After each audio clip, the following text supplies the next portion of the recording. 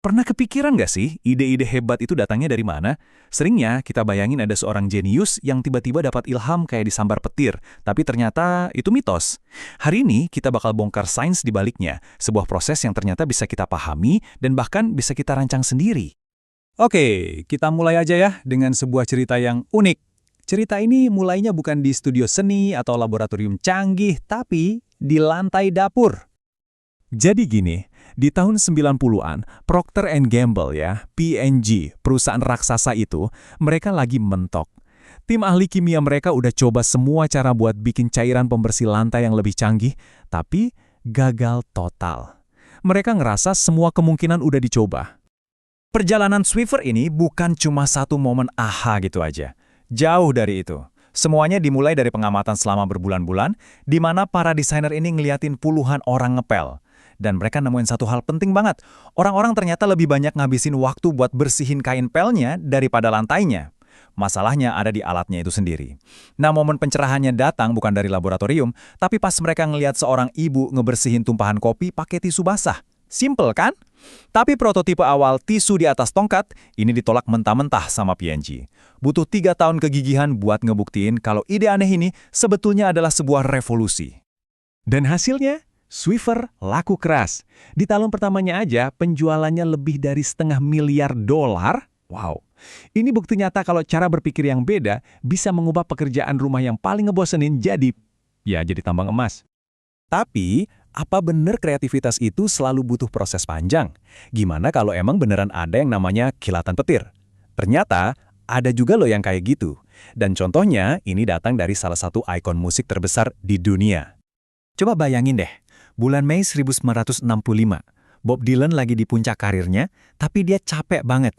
Udah mau berhenti main musik. Bener-bener ngerasa kosong, nggak ada inspirasi sama sekali. Dia lagi tur di Inggris, tapi rasanya kayak robot. Cuma nyanyiin lagu yang sama berulang-ulang, dan udah nggak ngerasain apa-apa lagi. Terus, entah dari mana, tiba-tiba aja muncul. Ngalir gitu aja nggak bisa dikontrol. Dia nulis, dan nulis, dan nulis, sampai jadi 20 halaman. Dia sendiri bilang, itu kayak sebongkah muntahan. Dan dari situ lahir Like a Rolling Stone, lagu yang mengubah segalanya, bukan cuma buat dia, tapi buat sejarah musik rock. Katanya, rasanya kayak ada hantu yang nulisin lagu itu, bukan dirinya sendiri. Nah, momen ahanya Dylan ini ternyata ada penjelasannya secara ilmiah loh. Jadi gini cara kerjanya, otak kiri kita yang logis itu kadang-kadang mentok, nggak nemu jawaban. Rasa frustrasi itulah yang jadi sinyal buat otak kanan kita buat ambil alih. Otak kanan ini mulai nyari koneksi-koneksi yang aneh, yang nggak kepikiran sebelumnya. Dan sesaat sebelum ide itu klik, para ilmuwan nemuin ada lonjakan gelombang gamma. Kayak ada korsleting listrik kecil yang bikin lampu di kepala kita nyala. Jadi rasa buntu itu penting banget, itu justru pemicunya. Oke, jadi kita tinggal santai-santai aja nunggu ilham datang gitu? Ternyata nggak sesimpel itu. Ada sisi lain dari kreativitas yang bukan soal kilatan, tapi soal kerja keras yang disengaja. Di sini kita lihat dua kutub yang beda banget. Di satu sisi ada Bob Dylan dengan idenya yang meledak gitu aja. Di sisi lain ada penyair W.H. Auden yang kayak mesin kerja. Ini benar-benar dua mode kreativitas yang bertolak belakang, dan bahkan asalnya dari bagian otak yang berbeda. Auden ini benar-benar ekstrem. Dia pakai amfetamin biar bisa konsentrasi berjam-jam, nyempurnain tiap kata, tiap suku kata di puisinya. Buat dia, kreativitas itu bukan ilham, tapi fokus total. Dia bilang obat itu semacam alat hemat tenaga kerja yang mengubahnya jadi mesin. Prosesnya lambat, kata demi kata, bukan terobosan yang tiba-tiba datang. Atau lihat deh, Milton Glaser, desainer logo legendaris I Love NY. Awalnya dia udah bikin desainnya, tapi dia ngerasa ada yang kurang. Dia nggak bisa berhenti mikirin logo itu. Dan akhirnya, ide finalnya yang ikonik itu muncul seminggu kemudian waktu dia lagi di taksi. Ini terjadi setelah dia kerja keras mikirin itu terus-terusan. Proses ini namanya penyingkapan. Kayak kita natap awan terus-terusan sampai akhirnya gambarnya kelihatan jelas. Kegigihan itu kuncinya. Nah, kita udah bahas kreativitas individu. Tapi gimana kalau kita ngomongin skala yang lebih besar? Gimana caranya satu perusahaan bisa jadi super kreatif? Ed Catmull, salah satu pendiri Pixar, pernah bilang gini, tim yang biasa-biasa aja bakal ngerusak ide bagus. Tapi, kasih ide yang biasa-biasa aja ke tim yang hebat, mereka pasti bakal nemuin cara buat sukses. Ini filosofi utama Pixar. Mereka lebih percaya sama orang-orang hebat daripada ide-ide hebat. Dan cara mereka ngebangun tim yang hebat itu luar biasa. Desain kantor pusat Pixar yang dirancang sama Steve Jobs itu jenius banget. Semua hal penting, ruang rapat, kafe, bahkan kotak surat, ditaruh di tengah-tengah, di satu atrium besar. Dan yang paling radikal, cuma ada satu set toilet di seluruh gedung itu. Tujuannya apa? Biar semua karyawan, dari animator sampai bos besar, mau nggak mau pasti ketemu. Ide-ide terbaik seringkali muncul dari obrolan nggak sengaja di lorong atau pas lagi ngopi. Kita semua pasti pernah kan ikut sesi brainstorming?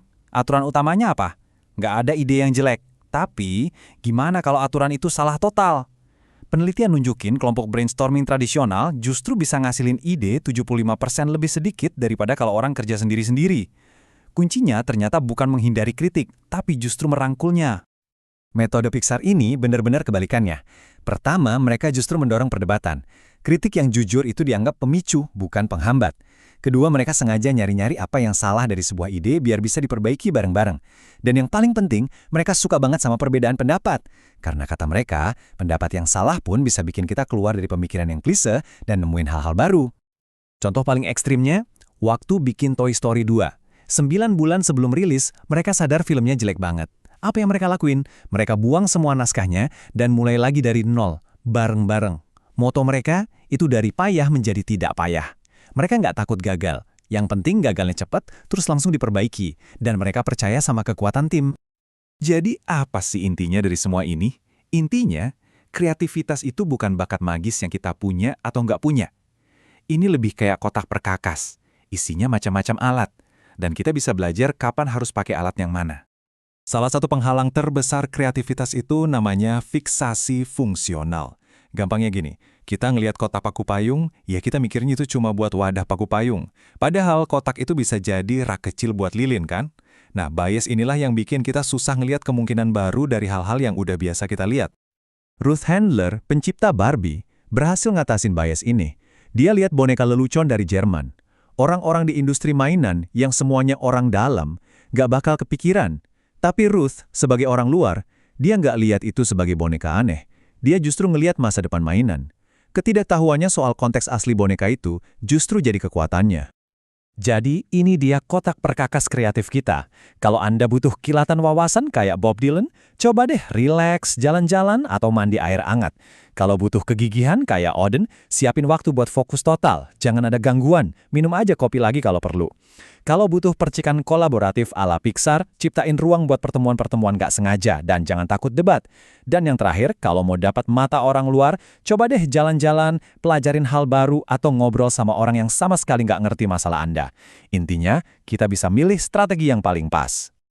Jadi, daripada nungguin petir ilham, nyamber, kita bisa mulai ngebangun kondisinya sendiri biar terobosan itu muncul. Pertanyaannya sekarang, ide hebat Anda yang berikutnya kan butuh tempat buat tumbuh. Kira-kira ruang seperti apa yang bakal Anda bangun buat ide itu?